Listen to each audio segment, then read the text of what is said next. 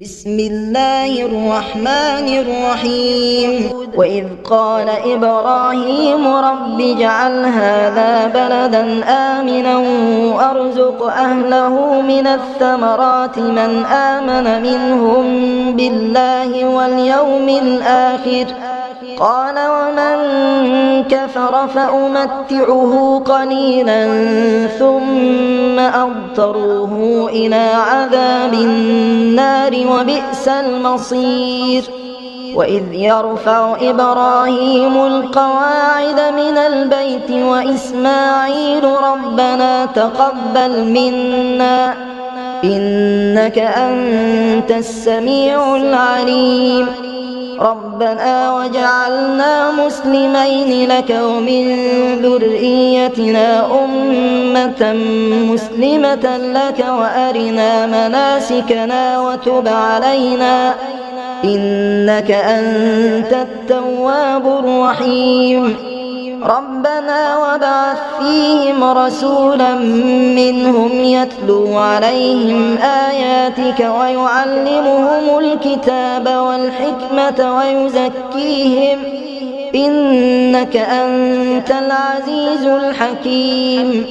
ومن يرغب عن ملة إبراهيم إلا من سفه نفسه ولقد اصطفيناه في الدنيا وإنه في الآخرة لمن الصالحين. إذ قال له ربه أسلم قال أسلمت لرب العالمين. ووصى بها إبراهيم بنيه ويعقوب يا بني إن الله اصطفى لكم الدين فلا تموتن إلا وأنتم مسلمون. أم كنتم شهداء إذ حضر يعقوب الموت إذ قال لبنيه ما تعبدون من بعدي قالوا نعبد إلهك وإله آبائك إبراهيم وإسماعيل وإسحاق إلها واحدا ونحن له مسلمون. تلك أمة قد خلت لها ما كسبت ولكم ما كسبتم ولا تسألون عما كانوا يعملون.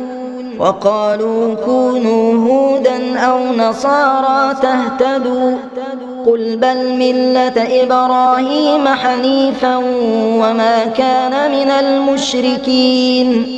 قولوا آمنا بالله وما أنزل إلينا وما أنزل إلى إبراهيم وإسماعيل وإسحاق ويعقوب والأسباط وما أوتي موسى وعيسى وما أوتي النبيون من ربهم لا نفرق بين أحد منهم ونحن له مسلمون. فإن آمنوا بمثل ما آمنتم به فقد اهتدوا وإن تولوا فإنما هم في شقاق فسيكفيكهم الله وهو السميع العليم. صبغة الله ومن أحسن من الله صبغة ونحن له عابدون. قل أتحاجوننا في الله وهو ربنا وربكم ولنا أعمالنا ولكم أعمالكم ونحن له مخلصون. أم تقولون إن إبراهيم وإسماعيل وإسحاق ويعقوب والأسباط كانوا هودا أو نصارى قل أأنتم أعلم أم الله ومن أظلم ممن كتم شهادة عنده من الله وما الله بغافل عما تعملون.